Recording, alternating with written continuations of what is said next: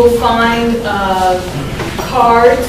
Please, if you have any questions for either of our speakers, write your questions on the card, and the league members over here will collect them, or you can deliver them, whichever. And on the way, you may want to stop for the refreshments over there at the back of the room. We also have membership forms for the league and the voters on the back table. And in these packets, you'll see membership forms for Bob. So I'll turn it over to Mr. Lewis now. And this event is also being recorded, if you want to see it yet.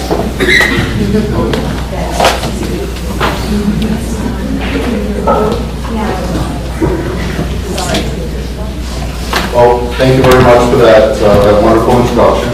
And I've been given a little bit of time to speak about the Open Public Records Act. And I'll use some of it, but I also want to make sure that there's plenty of time for folks to ask questions, because when we're able to do events like this, I often find that there's some drivers in the community that folks have questions about the Open Public Meetings Act, the Open Public Records Act, and oftentimes those questions can really focus what we have to say. So I've presented to the league, I think, about 3 years ago in this building at an event, and I'm sort of going to assume that in this community, folks are sort of aware of the basics of the Open Public Records Act and the Open Public Meetings Act. And as I was thinking about what I was going to say tonight, I actually wanted to focus on sort of recent developments especially in OPRA. Because since about December 2015, the New Jersey Supreme Court has taken about 6 or 7 new OPRA cases, and they've decided most of them. And for perspective, that's in the last 18 months or so, maybe a little bit more. 6 or 7 cases, maybe that doesn't sound like a lot, but for the prior 12 years, I think they had taken 1 or 2. So I think it's very fair to say that in the last year, certain aspects of OPRA have changed. Some of those changes have been in favor of transparency. Other changes have limited transparency. So one of the changes that expanded transparency, frankly, in that wonderful introduction, Kathy Galloway was mentioned. So Kathy Galloway is a New Jersey Supreme Court case, and the court held that electronic data and electronic information are subject to OPRA, even if it's part of some other record. Well, geez, what does that mean? So in Kathy Galloway, my client, John Taft, a name that's probably familiar to some of you, he requested a log of emails between specific public employees. Well, he didn't request the underlying emails themselves, but he knew that the township could generate from its archive database a log of all senders and recipients and subjects and dates and times of emails. So we asked for a 2-week period of emails between certain individuals. So the township denied access and sued. We won the trial court, and then we lost rather badly the appellate division. But then the Supreme Court reversed and reinstated the trial court opinion. And the Supreme Court's opinion was very, very broad. Essentially, the Supreme Court held that any data that's maintained in the course of a public agency's business is a public record. And so what that means to me is that if you request data or information that the public agency can give you through the use of its information technology, so for example, if they can pull data from a database, if they can pull records of emails using their information technology, they are required to utilize that information technology in order to provide you with the records. One of the sort of tropes in OPRA practice is you can't make a request for information, you always have to make a request for documents. Well, guess what? Information are documents. Data are documents. So if you make a request for a copy of a database or a copy of the subset of the database. And what isn't in the database these days? You're entitled to that. Now, maybe before Path to Galloway, someone might say, well, you're asking for information. Well, no. A request for information is, I want to know how many times the Ridgewood City Council met last year. Well, no, that's a request for information. You have to go to the website, you can look it up, and you can count the dates. But in terms of data, requests for data are no longer requests for information that you can't get under OPRA. Rather, if the township has the ability to provide you with the data in an Excel spreadsheet or a text file, really whatever format you choose, if they have the ability to do that, then they have to do that. So, as public agencies grow, Path to Galloway is frankly a very effective tool to gain insight into how your township or whatever public agency is running, and that was back in June. So we were very, very happy with that. Sort of switching gears a little bit, remember I said there were some decisions that advanced transparency, and there were some decisions that frankly limited transparency. Another major decision that, in my opinion, limited transparency was a case called North Jersey Media Group versus Lyndhurst.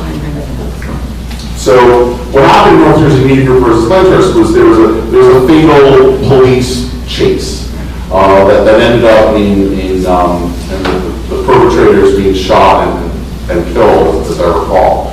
And so several North Jersey Media Group, the record, made OPRA requests for essentially all of the police records relating to the chase. So the audio calls, the video calls, the use of force reports, and then those types of documents.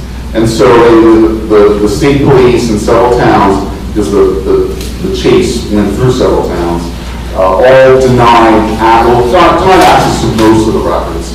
And so again, like in Galloway, the North Jersey Media Group, they sued, they won the trial court, and then they lost at the appellate division very, very badly. And it was appealed to the Supreme Court, and the Supreme Court, I'd say the Supreme Court about 85% affirmed the bad decision. The Supreme Court said that criminal investigatory records are not subject to OPRA. And then unless, and this is a little technical, unless there's some state rule or law that requires that record to be made, maintained, or kept on file. So what does that sort of mean in layman's terms? It means that if a law enforcement agency has discretion to create or prepare a record, then that record, if it relates to a criminal investigation, that record is not subject to OPRA.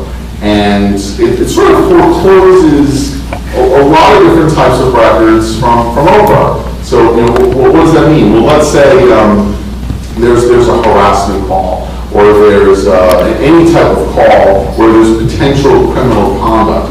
If the police prepare a report, an incident report, they take a witness statement, if those documents relate to a criminal investigation, then they're not subject to OPRA. And another sort of interesting aspect of Lyndhurst was that the opinion is not clear as to whether, over time, does that exemption wear away.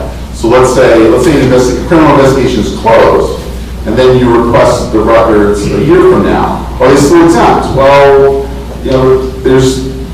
OPRA doesn't explicitly say you only don't get the records if the investigation is open. You can interpret OPRA, and state agencies do interpret OPRA as the criminal investigatory exception being permanent.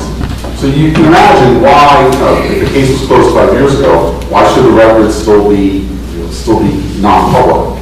But that was the holding, and so very, very broad holding. So any type of criminal investigation, when there's sort of work product prepared by the police department, prosecutors, state police, you don't get it. Now, of course, because it's law, there's exceptions. Like I said, if you can identify really attorneys, if an attorney can identify a law or rule that requires a record to be made, maintained, or kept on file, then you get it. So there's this famous example of that is use of force reports.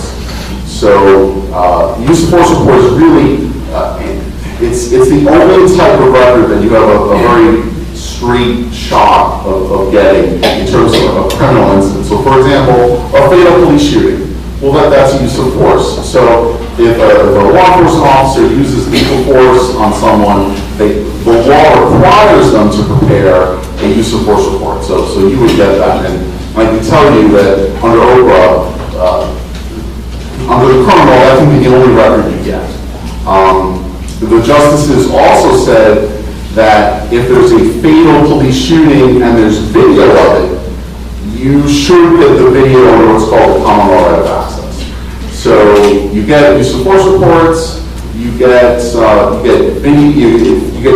police shooting videos, but outside of that, you don't get it under OPRA. Well, why is that important? Well, because OPRA is, as I'm sure many of you know, a sophisticated audience, OPRA is a fee shifting statute. So if an attorney like myself represents a client and we win a case, then we're entitled to reasonable attorney's fees. And I don't bring a lot of common law cases.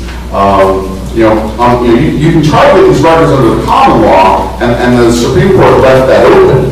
And frankly, the Supreme Court, I thought, made a good case for getting records under what's called common law. There's no fee shifting under common law. So I think both in terms of the corporate context, news media, as well as sort of independent journalists or sort of web-based journalism, as well as individuals or concerned citizens, they're simply going to be much less likely to bring an OPRA case when there's no reasonable prospect of either having their fees reimbursed if there's a win, or finding an attorney to take the case on contingency. So I think that as far as Kathy Galloway advanced transparency in terms of data, sort of Lyndhurst restricted it in terms of computer-aided dispatch reports. 911 calls. I mean, for a long time, we treated 911 calls as public unless there was a privacy interest in protecting certain information. But now, a prosecutor can argue, hey, when we receive a 911 call about a crime, that's when the investigation began, and they will be that aggressive. So you don't get the 911 call, you don't get all the computer-aided dispatch reports, you don't get the witness reports under OPRA. Again, you're welcome to try to get access to the common law, but unfortunately, most folks lack the resources to bring those types of cases on their own and fund them on their own. I mean, it's interesting because you see what life under the common law looks like when you think about Open Public Meetings Act cases. Because under the Meetings Act, there's no fee shifting. So guess what? You have, I don't know, a handful of Meetings Act cases a year, 5, 6, 7, and appeals are rare, and Supreme Court cases are very rare for the Meetings Act. Because unless you're, say, it's funny, Meetings Act cases, you'll see, they're brought by developers. So like a developer or a union, and then it's not to disparage either group, but they're brought by folks who have resources. And Meetings Act cases, it's not the same. Records Act cases, they're brought by everyone. My clients can be a big company. They can be, they're Republicans, they're Democrats, they're folks of all stripes. They can be just folks who focus just on their town, or folks who focus statewide. Everyone can bring an OPRA case, because all I need to bring an OPRA case is a good claim. But if you look at Meetings Act types of cases, those are rare because there's no fee shifting. So now, when the Supreme Court says, well, you can't get most criminal investigatory records under OPRA, but you're welcome, really, there's good arguments for getting them under the common law, well, that's great.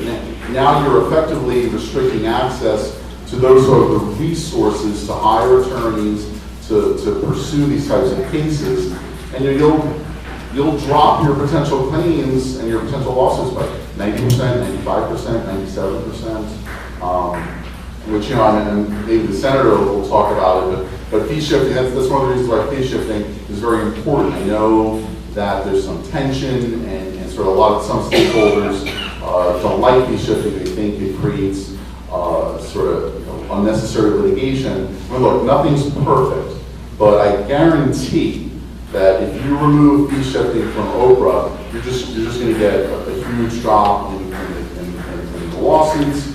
And so without the threat of a lawsuit, unfortunately I have to use the word threat, but without the threat of a lawsuit, folks will err more on the side of non-disclosure. Whenever I give these types of talks to municipalities and to public employees, I say, look, you should always err on the side of disclosure, because if you risk fee shifting, well then, yeah, you got to pay for your own law attorney's fees. You got to pay for the person who's got to pay for their fees. And frankly, it's a little embarrassing. So when you look at a question, any close question for OPRA in the mind of a public agency should be resolved in favor of disclosure. But if you notice the Meetings Act, I can tell you that close questions for the Meetings Act, those are resolved in favor of closed meetings and lackluster minutes and executive session minutes that don't get done for 9 months. Because even if someone's watching, they don't have, whatever, $5,000 or $10,000, I think, at a minimum to take to challenge those practices. So I didn't want to take up any much more of the time, and I know we want to pass the baton to the senator, but those are the two big cases, and of course my plug for fee shifting, which, look, I'm biased, right? I almost always represent plaintiffs in OPRA cases, but still, if anything would change fee shifting, then you would see a drop in lawsuits and a resulting drop frankly, in transparency. I think you do need that hammer. Not that public agencies aren't staffed by good people, they are. And most OPRA requests are dealt with appropriately by most clerks and records custodians. But still, it's very, if you don't have that fee shifting, then I think you do lose the hammer. Sometimes you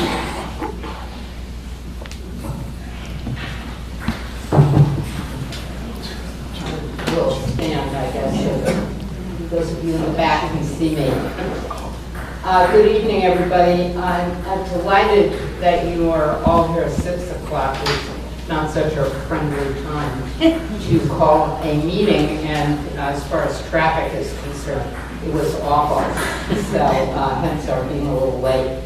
But I want to thank the League of Women Voters for putting this together, because it is such an important issue. And interestingly enough, I met your state president a few weeks ago at another event, not knowing that this was going to take place, and suggested that the league get involved with the issues of open public records and open public meetings acts, and hopefully to come to what I think are the right conclusions on that. And I'm going to start out with something that Walter said, that if everybody errs on the side of disclosure, there wouldn't be a lot of litigation, either on open public records or open public meetings. But I have spent, let me backtrack for a moment. Standing back there is my legislative director, Jane Mitchell, who knows this bill as well or better than I do. He was a baby when I started. Yes, and he's grown up in the interim. But I've been negotiating with the League of Municipalities, not a friendly helper. I've been negotiating with the statewide Municipal Clerks Association, not only not a friendly helper, but actually the purveyor of much misinformation, which I'll be happy to go over with you. I have negotiated with the ACLU, with the Press Association, a whole variety of groups. It has caused a lot of angst, particularly on the part of the groups that I have to negotiate with. We started out with the foundation that really everything should be open. What we do in government, whether at the state, county, or local level, is owned by all of you. It is your tax money that enables us to pass, to function as government, to provide police powers and pave your roads and pass laws. As my kids say to me, how many laws did you pass today to complicate my life? And I would say as many as we can. But that is all funded by you.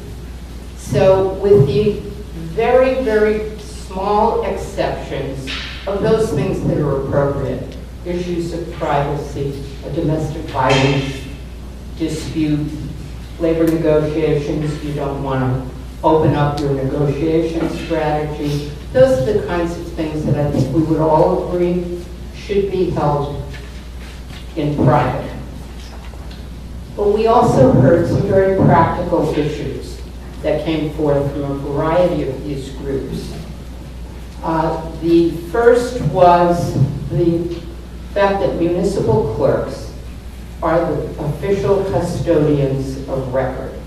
So they're really on the front lines of dealing with sometimes an angry public member, sometimes a public member that doesn't really even know what they want, but they want something. So the municipal clerk has an enormous responsibility. And it seemed, and I've heard many stories that I believe, that almost every community seemed to have what I call a serial OPRA requester. That is, they go around and ask for documents that don't seem to have a point to it. It's not like they really want to find out something about their taxes. It's not even that they're doing opposition research for someone on some particular council member, but that they just go and make hundreds of OPRA requests in the course of a week or a month. So we put into this bill the ability of a municipality to go into court to protect the clerk from that kind of harassment.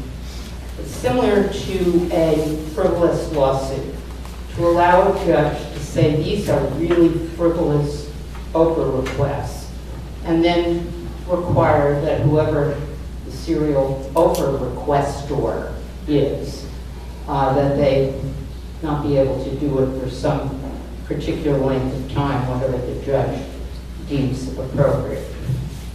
Second issue that came before us is the issue of private businesses making OPRA requests for commercial purposes.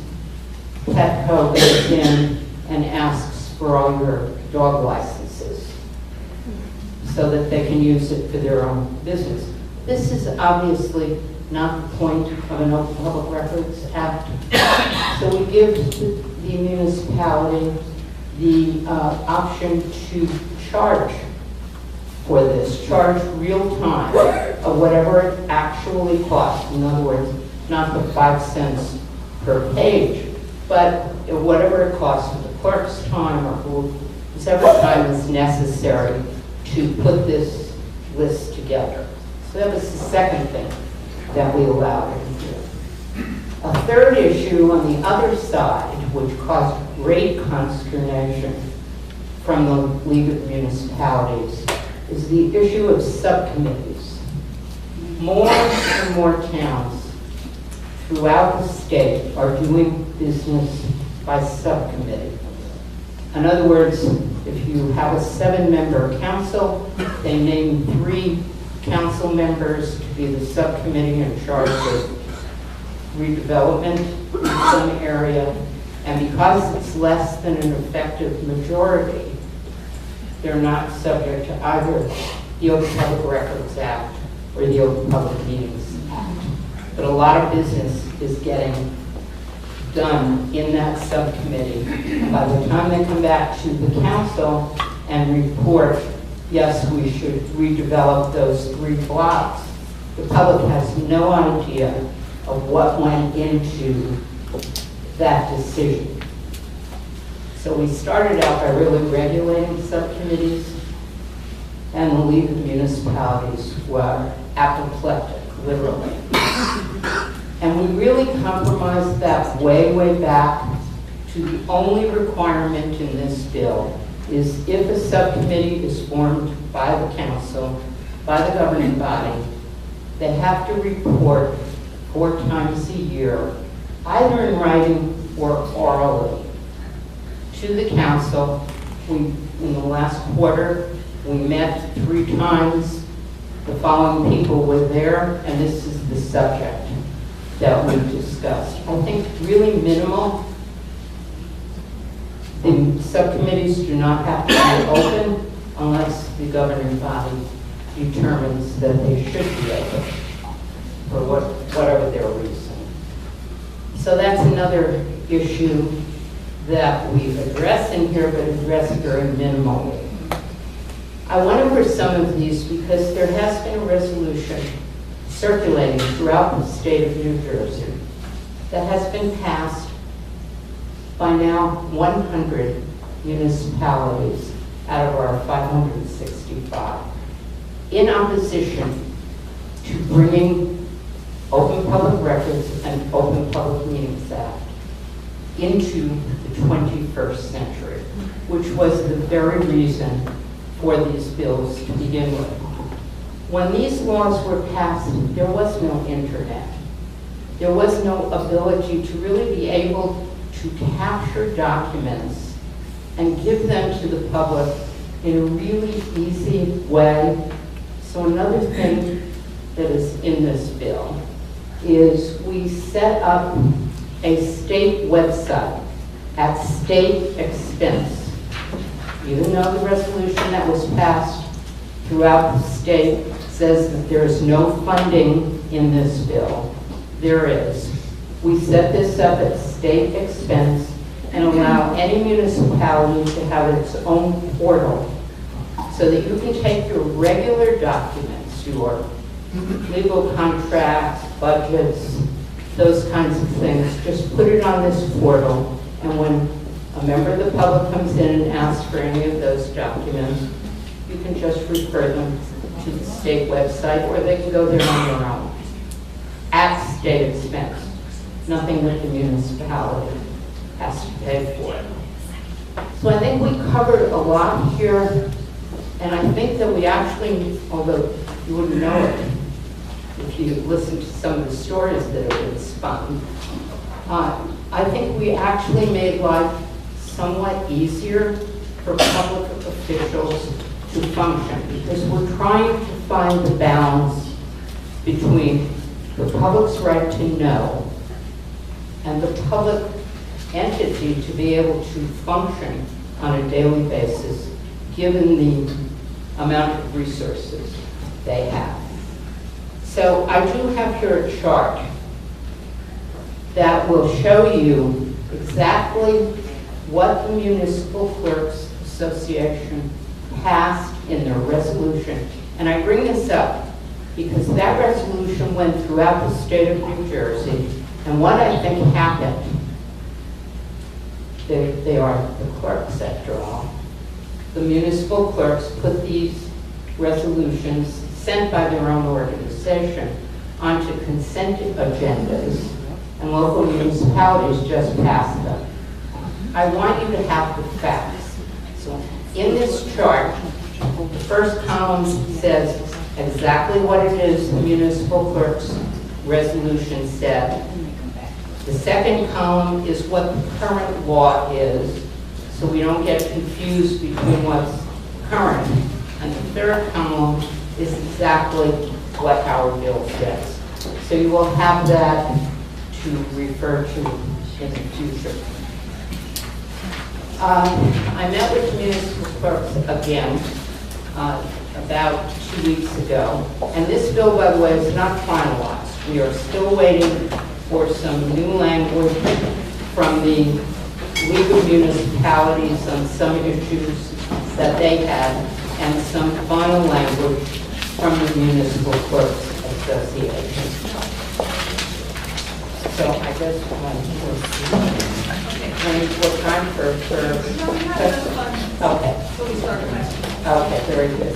So I'm and let me again address something that Walter said, fee shifting.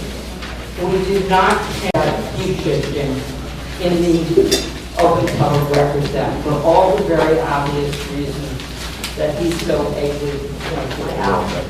If you're a citizen and you want to go into court because the town has refused a document that you are rightfully entitled to, then you're not going to go into court if you can't find a lawyer, and you're not going to find a lawyer to represent you who doesn't have some way to charge for the use of his workers' funds. So fee shifting remains the same in the Open Public Records Act, as it is under current law, for all the good reasons you pointed out.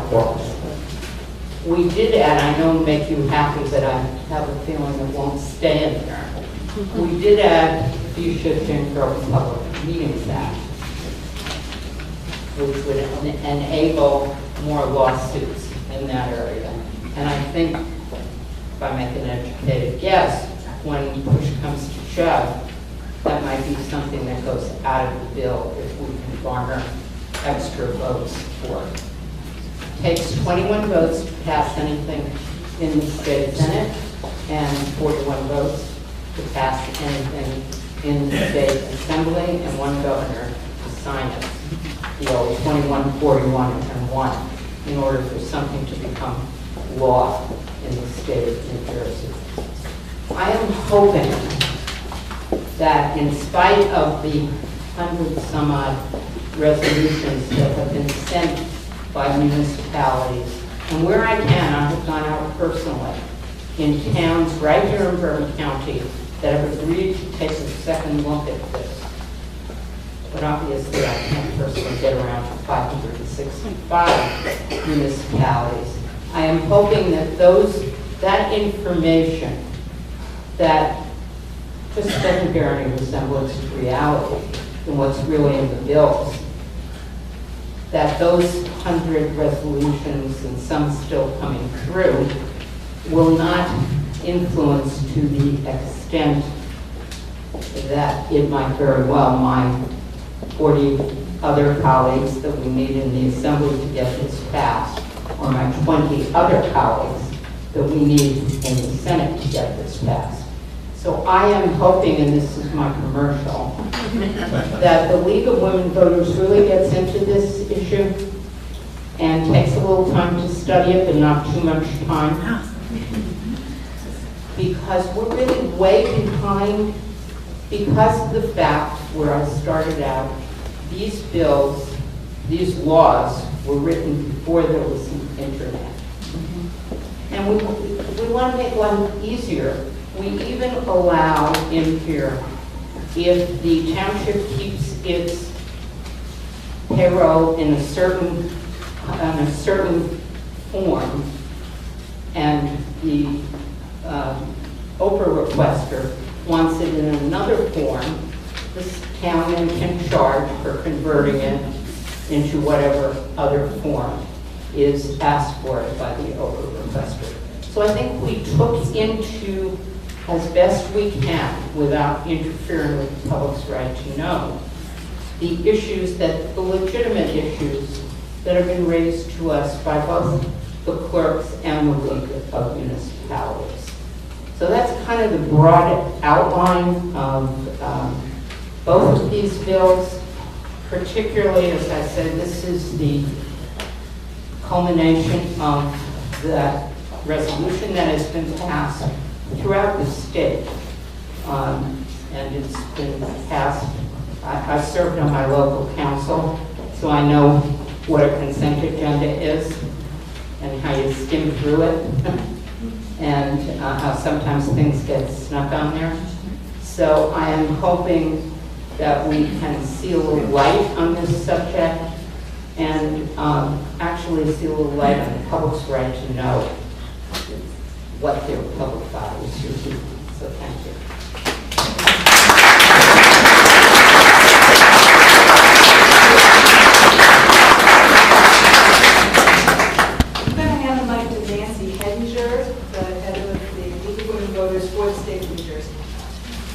Thank you. I just wanted to let everyone know that the League does support this legislation. Some of you visited your legislators 2 years ago to ask them to support it. And you did testify before, or were going to before you pulled it the last time. So you may get an action alert from us when the senator lets us know when the vote is dropped. And we'll probably ask you again to visit your legislators to get them, ask them to vote in favor. Thank you. Okay, we have a few questions. First question is, can third-party drawings, engineer plans submitted and viewed during zoning and planning meetings be provided and copied, such as high-density proposals or residential builders, must be plans, is this considered private? I think this would best be directed to you. So the definition of a public record is any record, whether it's a document or information, that is created or sent or received by a public official in the course of their official business. So I think that clearly the question is, are sort of essentially plans or building plans or development plans public records? I think ordinarily the answer is yes, and frankly I think it's an easy yes. Because although let's say a private developer prepared the plans, once they're transmitted to zoning or planning, once they're transmitted to it and filed with a public entity, then they're a public record by definition.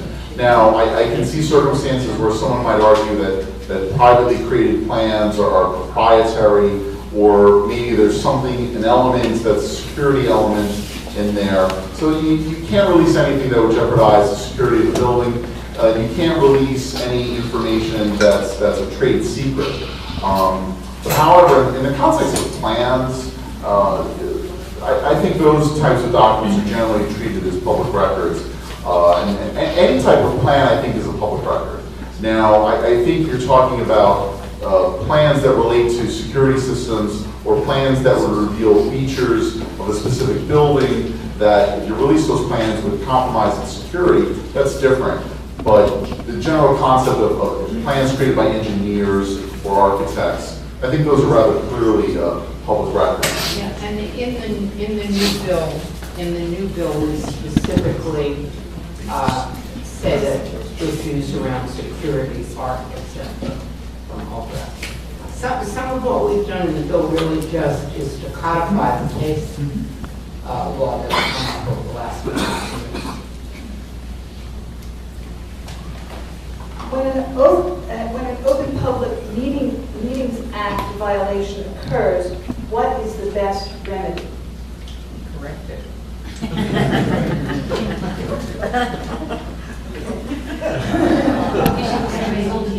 Okay. Senator Weinberg said the answer is corrected. I mean, towns do that. Sometimes there's an error that's not, it's not made intentionally. Something came up in an emergency meeting or something. Well, they can just go back and correct it and do it right. I think I'm right about that also. I agree. And yes, the Meetings Act itself allows for violations to be cured even after a lawsuit has been filed. I mean, sort of one interesting tool, actually, unlike OPRA, county prosecutors have authority to initiate civil actions to enforce violations of the Oklahoma Meetings Act. So I have seen situations where there's egregious violations of the Meetings Act. Someone writes a letter to the county prosecutor's office. The county prosecutor will send a letter. So some offices do this. Some offices are better than others, but that's life. The county prosecutor will send a letter to a town saying, you did X, Y, and Z. This is a violation of the Meetings Act. Don't do it again. If you do it again, we may initiate a complaint against you. Which they can't do that under OPRA, but they can do that under the Meetings Act. So if you're in a town, just generic town, that there's sort of a repeated problem, send a letter to the county prosecutor's office, because it doesn't happen frequently, but they will, well, they may address it. And I'll tell you, a letter like that coming from a county prosecutor to a local agency that's violating the law will be very, very effective. One can also approach the governing body and suggest that a correction be made. That happens usually in Ridgewood without going to the prosecutor's office. With the collapse of the local press, how are other towns notifying residents of meetings? And I think this question is particularly important because under the Open Public Meetings Act statute, notice has to be given to 2 newspapers. And what does that mean in light of the fact that NJ-OPMA owns Ridgewood News and The Record? What other local newspapers do we have? Yeah, well, thankfully, they're still both operating last I looked. That's actually raising a point that I haven't really thought about. They're both owned by Well, candidates. yeah, but they do go to two different audiences. I get the Record, I don't get the Ridgewood News. It's all repeated. As it is in the suburbanite, that's the way it's done in the Record in the Teaneck suburbanite. But I don't think that there's any, we care who owns it, it's that there are two separate publications. And certainly people can ask to be put on a list that the town automatically notifies you. If you have an email, you want your email there.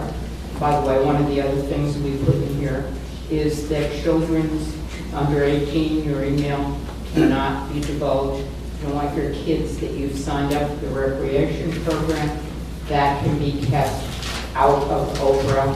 We took that into consideration. As I said, so much of this, like emails, were never covered, or people's email addresses, because they didn't exist when the law was first written. I think we're going to take a short break from the question and answer period to invite Mayor Knudsen to come up. She's requested to speak, and I think she has certain concerns that we'd like to hear.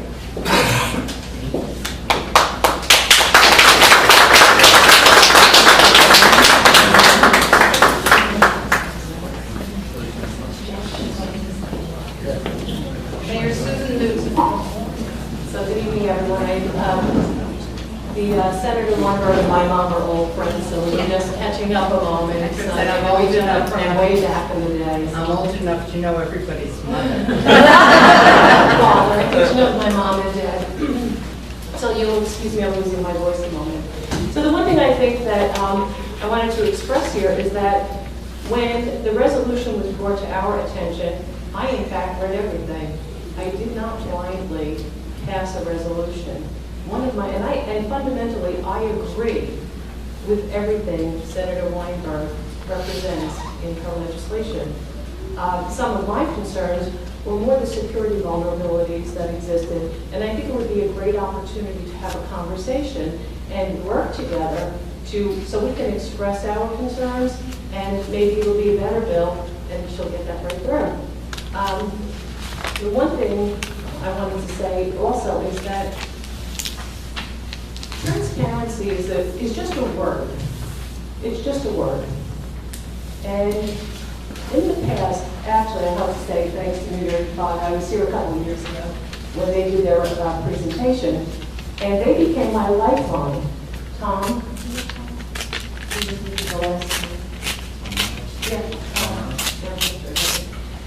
Tom became my lifeline to understanding what was correct and what was incorrect, what was a violation and what wasn't a violation.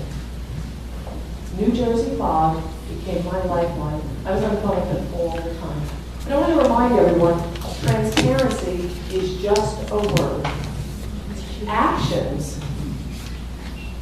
Transparency is only as good as the honest people that you elect. Transparency is one of those things that I actually very snarky comment that said, transparency in some instances was exactly what someone wants you to see. Only what they want you to see. So transparency is really only as good as the honest people that you elect to public office. So with that, I hope we can work with Senator Weinberg. Oh, one more note. In terms of an OPMA violation, there was a suggestion of an OPMA violation, and at the mere suggestion, we did a correction. At the mere suggestion, so I think Pam would agree that there was a suggestion, and we went back and said, we'll do the correction, even though we don't think it was a violation. We want to make sure, this village council has made sure that everything is transparent. But I hope we can work together, and we'll catch up, and hopefully we'll get that taken care of for you. Thank you very much.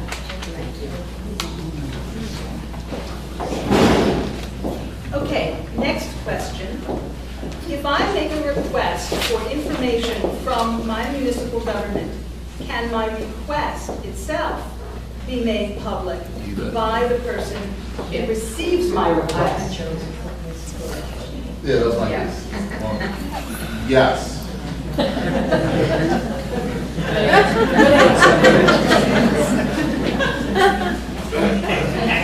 Short and sweet. Another case decided this point.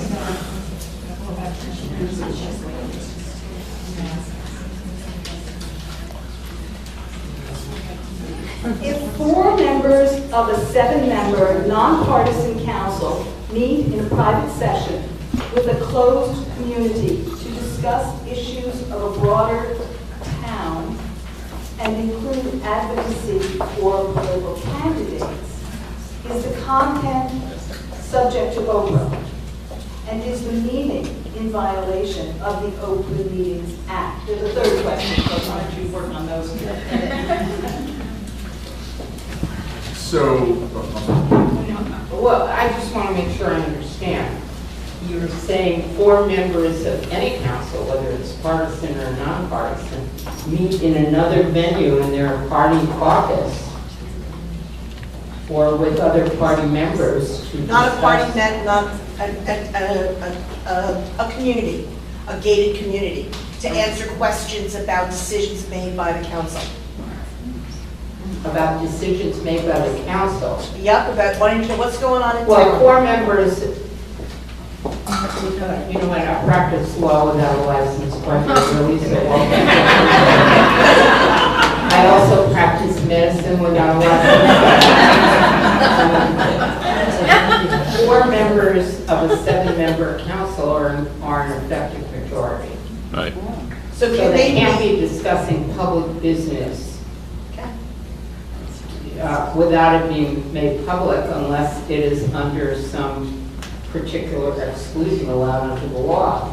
I think I'm right about that. I agree. So the exceptions, once you hit the law is called an effective majority, but in layman's terms, it would just be a quorum or a majority.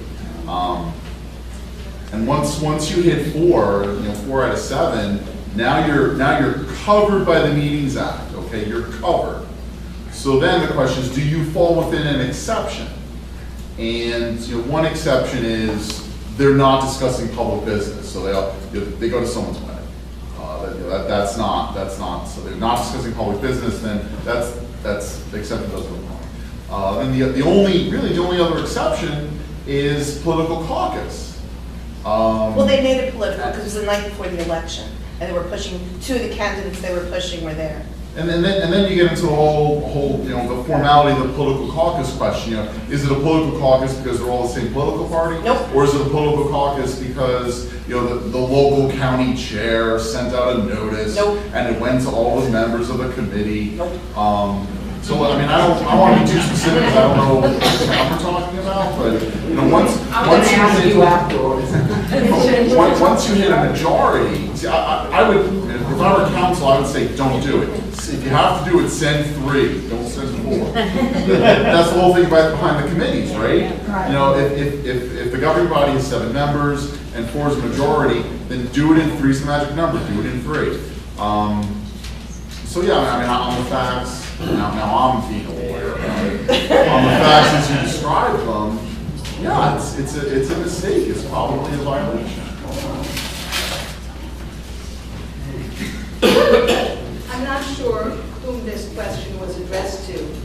You stated that the municipality must provide the information, quote, if the township has the ability to provide the information, close quote. What is the if? Under what circumstances would a municipality be able to say that they cannot provide the information? Well, that one's definitely directed to me. So when it comes to data and information, it depends on the ability of their servers or their information technology or their scanners or their email archive program to produce the information in the format that you want. I once had a circumstance where we wanted my client, a commercial requester who was happy to pay for the information because the information had value. They wanted certain data sets from a public agency, and they said, well, we need to write a program, and it's going to be like 30 hours of time. And my client, who has technical expertise, said, 30 hours, that's crazy, that's way too much. And the public agency came back and said, hey, we're working on a system that's 25 years old, it's a very basic system, it's very limited, we're very limited in what we can do and how we can program it. And so we said, okay, show us. So without attorneys, my clients' tech people met with public agencies' tech people, and then my client comes back, yeah, their system's 25 years old, they're very limited, so they can only do what we want them to do if they spend X hours making a special program for us. And you know what? They quote us a special service charge, we paid it, and now we get the data. So that's what I mean. The municipality's abilities dictate how information be accessed electronically.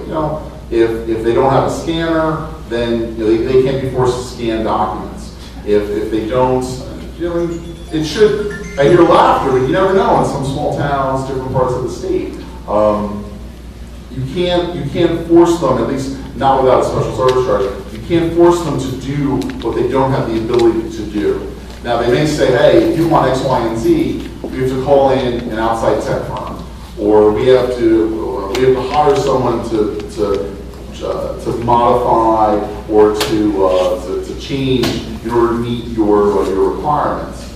And there's risk there, right? What's the risk? The risk is that towns will lower their capabilities. Galloway did that, by the way. Path v. Galloway. Galloway is actually, for some of its email systems, it's actually transitioned to an email system that can't create exactly the type of logs that they used to be able to create that Path asked for. So there's a little bit of perniciousness there. But I gotta tell you, A little bit. and it's funny, the only reason they didn't fully convert is because they couldn't convert without losing the email, so because of the retention requirements, some of their systems, they actually had to stay the prior system. But yeah, I think that in general, like for example, Edmunds software. Edmunds software can do a lot of things. And the problem is, some folks, if you're not in that area of industry, you may not know all the things that Edmunds software can do. But if a township buys the Edmunds package and it can run lots of reports, well, you're entitled to those reports. So those are the limits. The limits are the software packages and what the technology can do. There was a rather nice editorial a couple days ago in the Record by one of the vice presidents of the Municipal Clerks Association. And she pointed out that one of the most time-consuming things is when the clerks have to redact private information. And I can see where that would be very tedious and time-consuming. Is there a software program that can do that for them? Nope. Is there an easier way to do it? I think it's difficult. I mean, especially, let's say you have a spreadsheet and there's 20 columns in the spreadsheet, and column 3 is what you want to redact. Let's say column 3 is social security numbers. Well, sure, then you just delete it or you redact it. But in terms of redacting hard copy documents or other types of documents, yes, it is labor intensive. And I got to tell you, when someone comes to me, a potential client, and they say they want to charge me X amount of dollars for this amount of time to redact documents, it's not my favorite case because the documents have to be redacted, and it can be time consuming. I can't think of a way, and I know, Senator, you just kind of nod your head and say, it's not really something you want software to do. You need a human being to make that judgment, because you don't want to release information about minors. You don't want to release social security numbers. Once they're out there, you can't pull them back, you can't claw them back. So I do think you need a human being making a judgment. And if it takes a couple hours or whatever, then they do have to use the sort of the least qualified person to do it. But the law requires them to do it, right? And the Supreme Court said protection of personal privacy isn't a nice thing, it's an obligation. So public agencies have an obligation to protect a person's reasonable expectation of privacy. And yes, if it justifies a special service charge for redactions, and I'm not happy with it, my clients aren't happy with it, but it's not just the law, it's the right thing to do.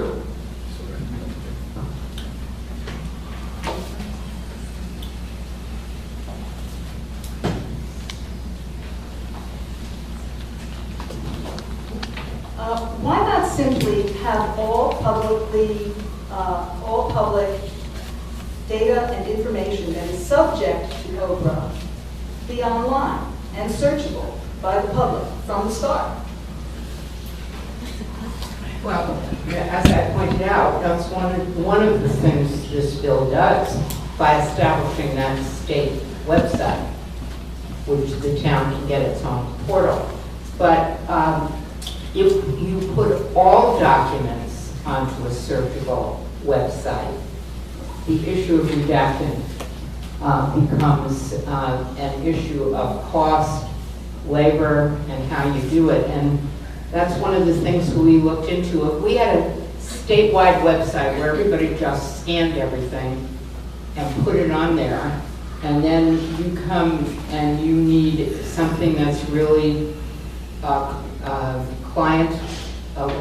attorney-client privilege, then it's on there. So the question becomes, do you redact everything before you put it on a statewide a website, which would mean that you are going to spend a lot of time redacting things that might never even be requested. So there are some real practical things in a statement like that. However, what the website that we've established, or that we would establish under this law, would let you put your routine documents on there. You sign a contract with your attorney to hire an attorney firm for a year at whatever cost. Your payments that you do every week or every other week, your budgets, all of that should just be able to go onto a searchable website, so nobody even has to come in to the clerk's office and annoy them or make them stop their work.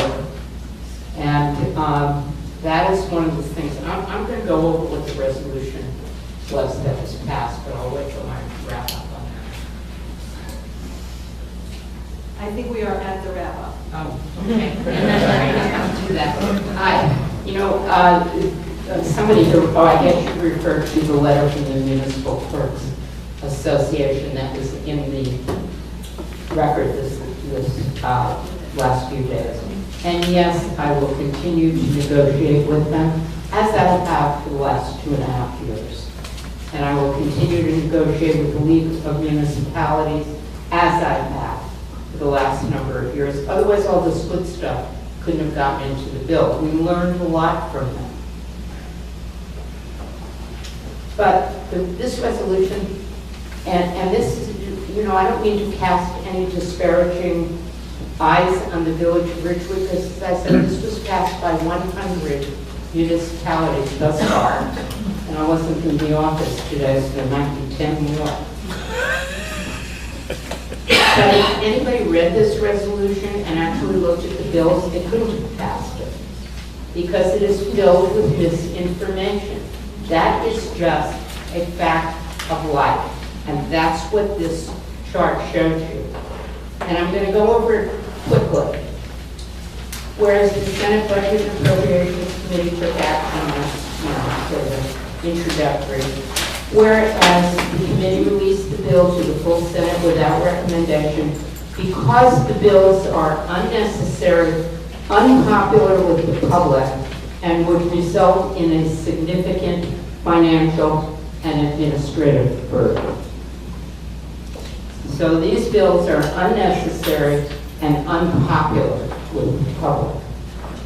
The next whereas, the bills fail to adequately protect taxpayers, municipalities, and especially municipal clerks from abusive, harassing, and purposefully confrontational individuals who submit voluminous requests.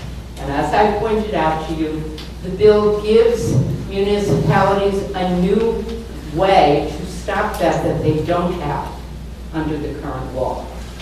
So that whereas is inappropriate. And whereas the legislation would expand the Open Public Meetings Act to create impractical and burdensome requirements with respect to subcommittees and working groups established by the entire governing body, which would effectively limit the ability of small groups of local officials discussing issues of public concern. We do not limit any small group. You can still have subcommittees.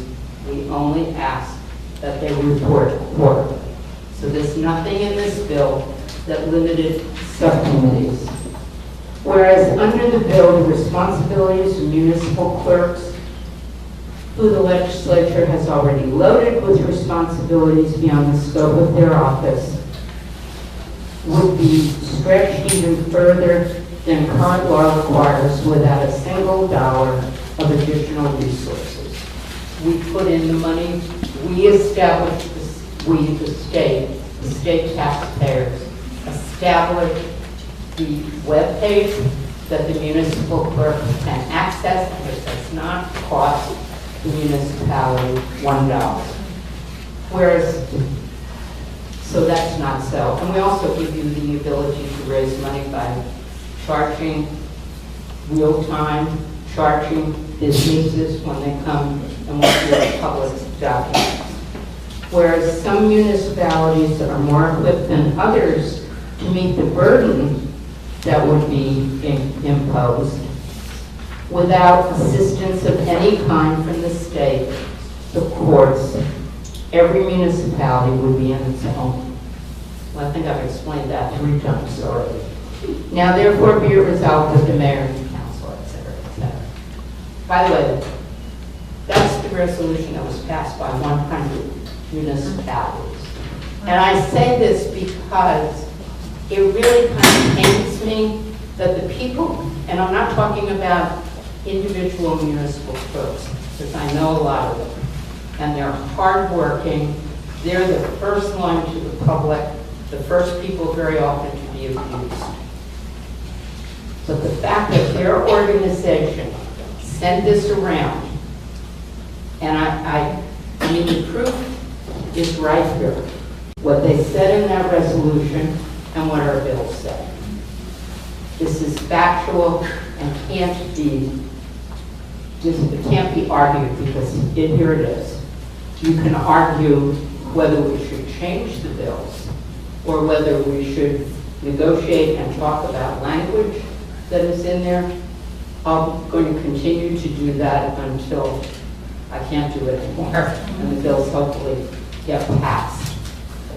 But to me, it was really very disconcerting that the organization, and I want to separate that out from the municipal clerks themselves, that the organization representing the custodians of public record sent that resolution around, and it was passed by so many municipalities.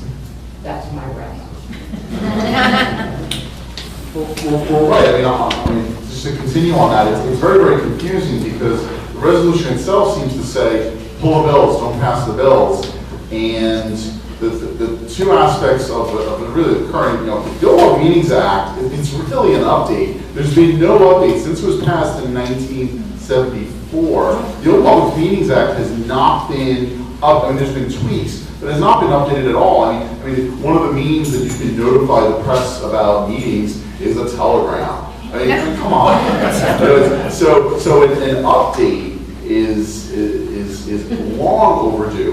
OPRA being a younger law, it does need the same type of updating. And a lot of the changes, too, as the senator said, especially under OPRA, a lot of the changes reflect sort of developing case law. But I was very surprised when I started hearing about these resolutions because, when you talk about the abuse of OPRA, well, this proposed legislation would give towns, and I'm kind of concerned about this, a very powerful tool. If the town gets 100 OPRA requests, 200 OPRA requests, the town can sue the requester. they've tried to do that and they failed, and now they can. Frankly, I think they can be very, the probability or the possibility of a lawsuit itself can be very chilling. So why they would be against that is very confusing to me. And another complaint, when I've listened to clerks and I've talked about clerks, they complain, and sometimes rightly so, about the commercial requests. So again, now we're creating, these bills would create a special class of requester, commercial requests. They can charge their time fulfilling a normal request. That's good for clerks, that's good for public agencies. So it's just sort of very surprising, and I wonder sort of what the thought process was behind this and what the end game is, because there are two aspects of the OPRA amendment that I don't like, and in my negotiations and in my discussions with stakeholders, tried to push back on that, frankly, unsuccessfully. But sort of when Senator Weinberg tries to address two issues of use of OPRA, commercial requesters, I mean, those are sort of like one or two and three of the complaints, and the response is pull the bills, they're bad. It's very confusing. So maybe there's just a subtext that we're not getting. And just to close it out, sometimes we get very little notice when these bills go to committee or go to the floor. So I would encourage you, we heard at the beginning, I would encourage you when word comes down, like Thursday or Friday afternoon, that there's a committee meeting Tuesday morning next week. Yes, move quickly. Look for that email, get that email, and tell folks what you think in terms of supporting the amendment.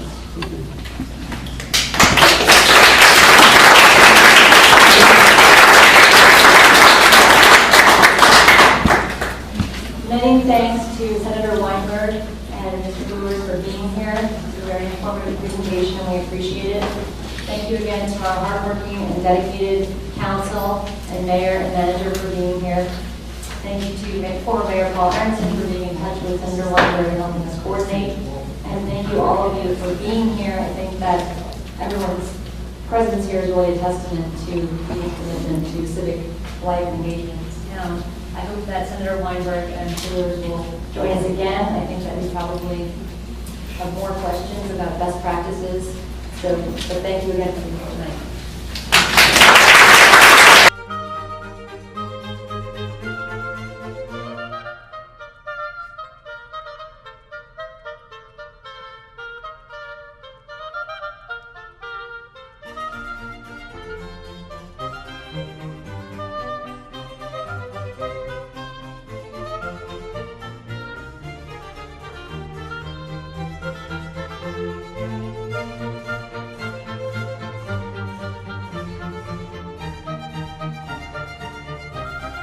Thank you.